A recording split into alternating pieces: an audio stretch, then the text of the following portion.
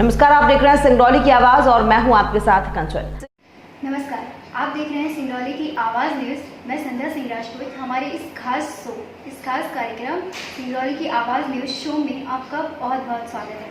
आज हमारे साथ हमारे खास मेहमान जुड़ गए हैं मिस्टर रजनीश जायसवाल जी, जो एक बहुत ही जाने माने सीए हैं, जो अपनी कड़ी मेहनत से आज इस छोटे से शहर सिंगरौली जैसे छोटे से शहर में अपनी कड़ी मेहनत से आज उन ऊंचाइयों को हासिल किए हैं जिनको दिल्ली जैसे बड़े शहर में अच्छी कंपनी में जॉब मिली है।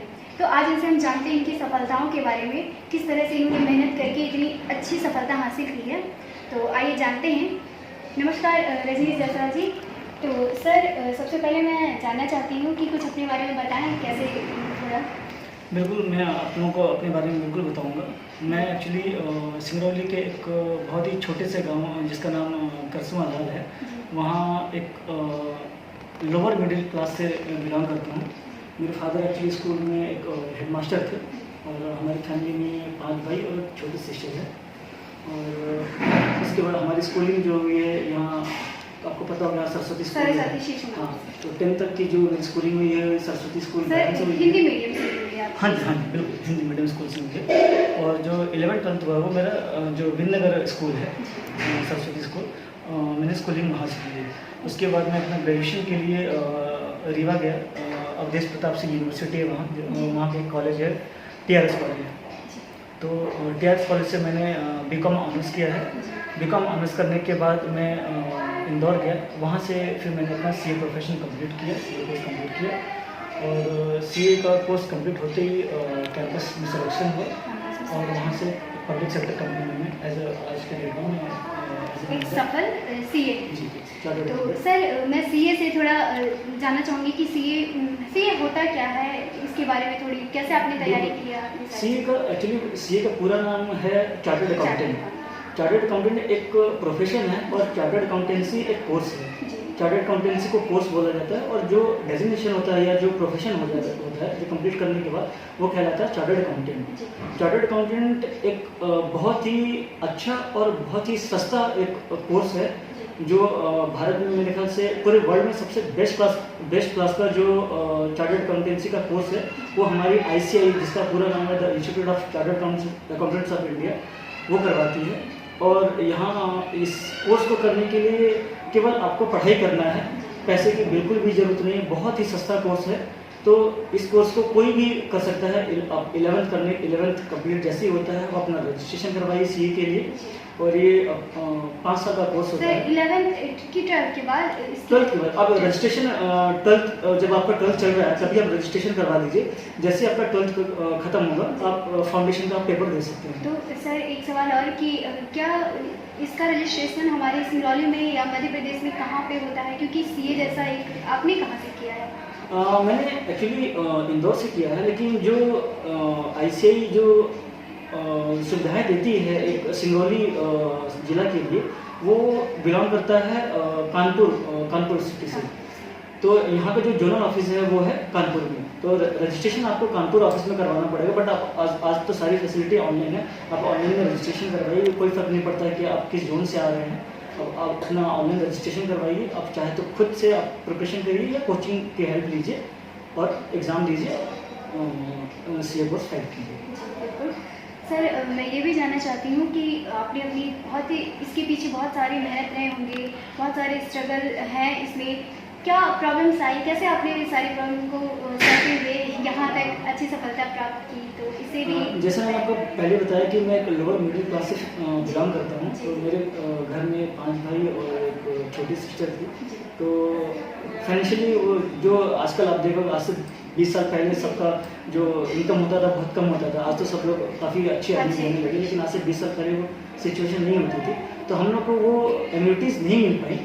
लेकिन फिर भी मेरे फादर की जितनी अर्निंग थी, जितनी वो कमाई करते थे, उससे उन्होंने हम 5 भाइयों और सिस्टर को उन्होंने केवल और केवल एजुकेशन पे ही खर्च किया उसको। तो आज हम लोग जितने भाई हैं सब लोग ऑलमोस्ट सारे भाई प्रोफेशनल हैं और सब अलग अलग स्टेट में जॉब कर रहे हैं। सबसे बड़े वाले भैया जो हैं वो UP में टीचर हैं। मैं सेकंड नंबर के जो भैया हैं वो एयरफोर्स में हैं। मैं चार्टर्ड अकाउंटेंट हूँ। मेरे से जस्ट छोटा जो मेरा ब्रदर है वो DRDO में साइंटिस्ट है और सबसे छोटा ब्रदर मेरा डॉक्टर है। ये तो बहुत अच्छी बात है सर कि सभी अपनी मेहनत से बहुत अच्छे अच्छे मुकाम पर हैं। सर मैं एक और बात पूछना चाहती हूँ कि जो सीए का होता है स्टडी या फिर जो भी अभी हमारे जो नए यूथ हैं उनको इस चीज़ में कैसे तैयारी करनी चाहिए या फिर कैसे शुरुआत करनी चाहिए, उसके लिए कुछ गाइडेंस? मैं जो आज की जो यंग जनरेशन है उनको मैं एक ही एडवाइस देना चाहूँगा कि वो अपने अंदर की कैपेबिलिटीज़ को पहचानें, उनका स्ट्रॉन्ग पॉइंट क्या है, उनका वीक पॉइंट क्या है, और उसके हिसाब से अपना करियर डिसाइड करें। हर स्टूडेंट के अंदर एक कुछ अच्छाइयाँ होती है, कुछ बुराइयाँ होती हैं, कुछ अच्छी बातें होती हैं, कुछ ख़राब बातें होती हैं। तो आपको अगर आपको सीए करना है तो आपको पहले पहचानना पड़ेगा कि आपके अंदर किस तरीके की खूबी है। अगर आपको लगता है कि आप बहुत इंटेलिजेंट हैं तो आपको उस हिसाब से मेहनत करना पड़ेगा। आपको लगता है कि आपको कुछ चीज़ें समझ में नहीं आती हैं लेकिन आपको कुछ चीज़ें समझने के लिए आपको ज़्यादा टाइम स्पेंड करना पड़ता है, तो आपको सीए फाइट करना है तो आपको अपना वर्किंग आवर्स स्टडी आवर्स बढ़ाना पड़ेगा आपको। तो अब जैसे कुछ इंटेलिजेंट बच्चे होते हैं वो कम टाइम में ज़्यादा चीज़ें समझ जाते हैं, जो वीक होते हैं उनको समझने में टाइम लगता है। सीए दोनों बनेंगे, जो वीक है वो भी बन जाएगा और जो इंटेलिजेंट है वो भी है। बस आपको अपना तरीका अपना अलग अलग बदलना पड़ेगा, किसी को ज़्यादा टाइम लगाना पड़ेगा कि किसी को कम टाइम लगाना पड़ेगा, लेकिन सीए सब बन सकते हैं। जी बिल्कुल सही कहा सर आपने। सर आप इतने अच्छे मुकाम पर हैं तो इसका श्रेय आप किसको सबसे ज़्यादा देना चाहते हैं? इसका श्रेय तो मैं ऑब्वियस बात है कि मैं अपनी फैमिली को देना चाहूँगा। मेरे फादर, जैसे मैंने आपको बताया कि मेरे फादर की इनकम बहुत मतलब ज़्यादा नहीं थी, लेकिन 5 भाई होने के बावजूद उन्होंने हम लोग को जिस तरीके से सपोर्ट किया स्टडी के लिए वो काबिल तारीफ़ है।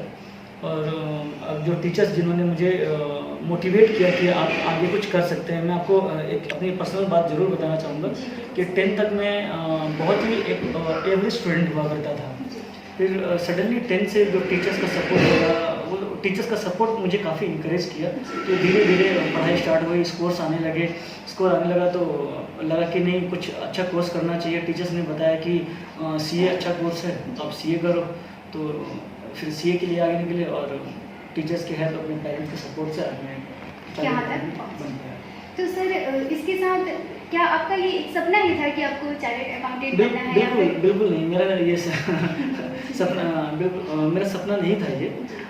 मैं कुछ और बनना चाहता था और हो सकता है कि मैं शायद अगर दूसरा कोर्स करता तो शायद हो सकता है कि मतलब आज जिस पोजीशन पे हो सकता है कि मैं उससे बेटर पोजीशन पे होता, लेकिन फिर भी मैं खुश हूँ कि आज मैं जिस पोजीशन पे मैं अपने पोजीशन से खुश हूँ। बिल्कुल सर। सर आप एक सीए हैं तो उस हिसाब से एक सवाल और उठता है कि जो अभी कोविड-19 है तो इसका क्या असर पड़ा है हमारे इकोनॉमिक्स पे? मैं जो इस कोविड-19 का जो इफ़ेक्ट है, मैं इस पॉइंट पे मैं ज़रूर कमेंट करूँगा कि जिस तरीके से ये जो वायरस फैला है पूरी दुनिया भर में और जिस तरीके से पूरी इकोनॉमी को उसने तहस नहस कर दिया है, अभी इसका सीरियस इफेक्ट अभी आगे और आना बाकी है। अभी तो इसने माहौल है तो बिल्कुल जिस तरीके से आप देख रहे हैं कि जिस तरीके से 4 महीने सब कुछ बंद है, कंपनी बंद है, बिजनेस बंद है, लोगों के पास रोजगार नहीं है। जो हमारे देश की जो टॉप एम्प्लॉयमेंट प्रोवाइडर स्टेट हैं महाराष्ट्र और दिल्ली, वहाँ से सारे लेबर वगैरह अपने अपने घर निकल चुके हैं या घर आ चुके हैं। तो अगर अब इकोनॉमी को इम्प्रूव करना है, इकोनॉमी को आगे बढ़ाना है तो हमें सबसे ज़्यादा मैन पावर की ज़रूरत पड़ेगी। और जब तक ये वायरस है, जब तक इस वायरस से हम पूरी तरीके से निपट नहीं लेते हैं तब तक इकोनॉमी को आगे ले जाना संभव नहीं होगा। आप जानती होंगे कि शायद हमारे देश की जो इकोनॉमिक कैपिटल है वो है मुंबई, और मुंबई में आज के डेट पे कोई लेबर रहा ही नहीं क्योंकि सब अपने अपने घर पे आ चुके हैं कोविड-19 के जो बिल्कुल महामारी जो छाई है उसकी वजह से। तो आगे आने वाले टाइम में स्पेशली 6 महीने 1 साल में इसका सीरियस इफेक्ट दिखना स्टार्ट होगा। अभी तो लोगों के पास अपनी पर्सनल सेविंग थी, उससे लोग काम चला रहे हैं। कुछ हमारे देश के नेताओं ने कुछ हेल्प करी, हमारे मोदी जी ने जो जिस तरीके से सपोर्ट किया छोटे लेबर वगैरह को कई तरीके से स्कीमें दिया हुए हैं तो परिस्थिति ठीक हो गई। लेकिन मुझे नहीं लगता कि ये बहुत बड़ा सपोर्ट था। हाँ, इससे ठीक है 2-4 महीने चल गए हैं, लेकिन आगे आने वाले स्पेशली 1 साल जो है काफ़ी मतलब टफ टाइम देखना पड़ेगा इंडिविजुअल्स को, लोगों को। जी सर। तो सर मैं इसी स्तर पे एक और कहूँगी कि कोविड-19 को लेकर आपका क्या मानना है कि क्या मतलब और प्रयास होने चाहिए या फिर कैसे लोगों की हेल्प की जाए कि और थोड़ा सुधार हो सके? सुधार कैसे हो ये थोड़ा मैं जानना। कोविड-19 पे काफ़ी सारे लोगों ने ऑलरेडी हमारे देश में काफ़ी अवेयरनेस फैलाया हुआ है कि आपको मास्क हमेशा यूज़ करना चाहिए, आपको रेगुलर इंटरवल पे हाथ धोते रहना चाहिए, सोशल डिस्टेंसिंग मेंटेन करना है आपको। यही एक तरीका है, इसी से आप बच सकते हैं। अभी वैक्सीन बनने का अभी फ़िलहाल आपको मुझे नहीं लगता कि 6 महीने तक किसी भी कंट्री को वैक्सीन अवेलेबल हो पाएगा। तो सोशल डिस्टेंसिंग एक है, मास्क है, हाथ धोते रहिए, ये एक जरिया है जिससे आप कोविड-19 से बच सकते हैं। बिल्कुल सर, बहुत बहुत धन्यवाद आपका। ये थे सीए जो हमारे सिंगरौली के छोटे से शहर से निकलकर इतनी सारी मेहनत करके अपने छोटे छोटे कदमों से इतनी बड़ी सफलता हासिल की। इन्होंने बहुत सारी चीज़ें बताया, किस तरह से इन्होंने अपनी सीए तक का सफ़र तय किया और कई अपने इकोनॉमी पे जो असर हो रहा है कोविड-19 का, इसके बारे में भी इन्होंने बताया किस तरह से, और किस तरह से हमें इस महामारी में सुरक्षित रहना है, कैसे इसे कम करें या फिर थोड़ा बहुत जैसा हम लोग कर सकते हैं। इन्होंने अपने तरीके से पूरी बात को रखा और सबसे बड़ी चीज़ की इन्होंने यूथ के लिए बताया कि किस तरह से ये अपनी मेहनत से लोग यहाँ तक जो सफलता है उसे हासिल कर सकते हैं। इन्होंने अपने छोटे छोटे कदमों से आज यहाँ तक का सफ़र तय किया और बहुत सारी चीज़ें सभी यूथ के लिए ये बताया कि कहीं भी हो आप, कहीं भी हो, छोटे से शहर में भी हो, अगर आप दिन रात कड़ी मेहनत कर रहे हो तो अपनी सफलता